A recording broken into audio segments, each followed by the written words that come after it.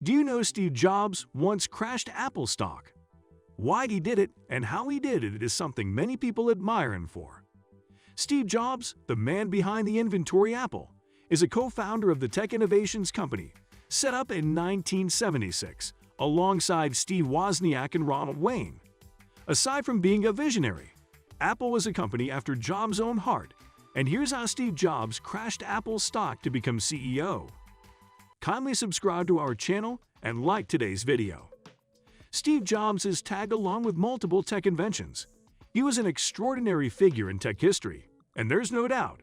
Starting from nothing to a peak unimaginable is the story behind Apple's origins, and Jobs was the man who led that phase of a company starting from zero. Contrary to that, many people do not know that Steve Jobs was not always in the picture at Apple. There came a time the deal breaker was taken out of a company he had started and co-founded. Steve Jobs was, in 1982, fired from Apple just 9 years after the tech company was established. The big question now comes to mind: how can Apple get rid of the person who started it? The truth is, Jobs did start the company, but he was never the CEO until he later returned to Apple a few years after being fired. When Apple initially began, Steve Jobs and Steve Wozniak were both in their 20s, meaning many of the able investors and industry men would see them as young and inexperienced, not to talk about reimbursing their hard-earned money investing in the company. To solve the problem at hand, Apple hired an experienced businessman, Michael Scott, and made him the CEO to oversee all their dealing and issues. This, however, put Jobs and Wozniak at the scope of decision-making, and of course, the tendency of being fired. It also gave them enough room to develop innovative ideas and approaches. Anyways, Michael Scott was a good leader and led the company to new heights, and he was also not the man behind Jobs being fired. Instead, John Sculley, the man who Jobs chose himself and worked hard to convince him to join Apple. The story gets even more exciting. John Sculley was an extremely prosperous businessman who steered Pepsi to immense fortune and veered around Pepsi's failures into earnings in a few years. Steve Jobs knew that and moved to him, persuading him to join Apple in 1983. John Sculley played hard to get to at the onset, but he eventually remade his mind after Steve Jobs said to him an iconic statement: "Do you want to sell sugar water for the rest of your life? Or do you want to come with me and change the world?" Please take note, before that, Apple was on the verge of failing while having difficulties rounding up with a successor for their remarkably performing company. After successfully getting John Sculley to join the company as the new CEO, the clash with Macintosh led Apple to lay off Steve Jobs. To start with, Macintosh was Jobs' idea, and indeed it was a great piece of device that had the definitive technology Lisa.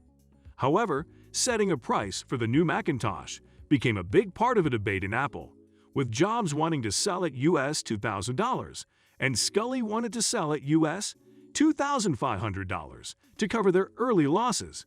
With the price set becoming a big deal, Apple's board sided with Sculley and sold the Macintosh for a much higher price, resulting in a decrease in sales, costing Apple colossal money.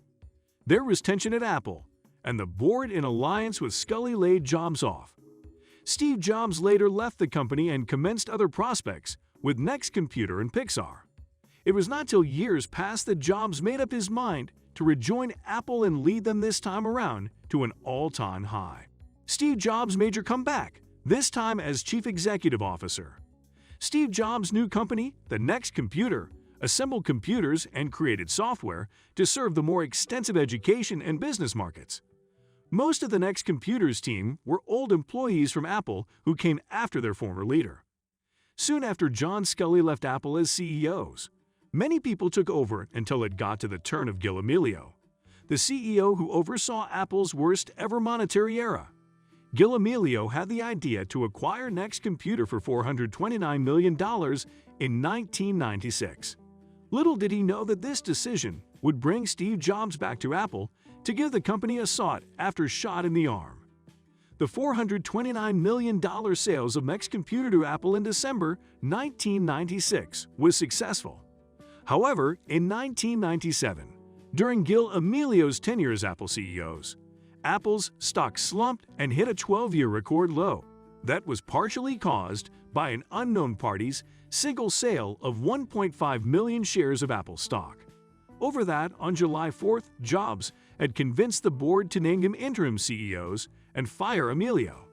Nonetheless, after times passed, Jobs admitted it was he who had sold all that Apple stock. Steve Jobs then manipulated the board of directors to oust Gil Amelio in a boardroom coup, and Jobs regained his position as chief executive officer at Apple Incorporated.